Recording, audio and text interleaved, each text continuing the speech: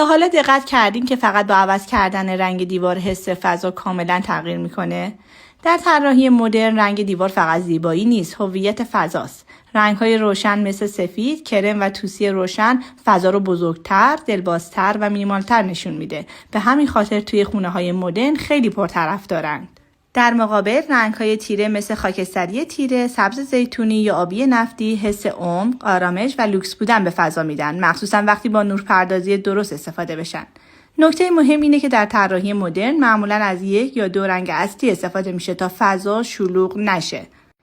ترکیب درست رنگ دیوار با متریال کف، مبلمان و نور میتونه یک فضای ساده رو به یک طراحی حرفه‌ای تبدیل کنه.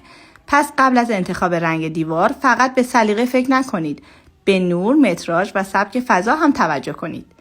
رنگ درست طراحی مدرن رو کامل میکنه. با لایک و کامنت از ما حمایت کنید.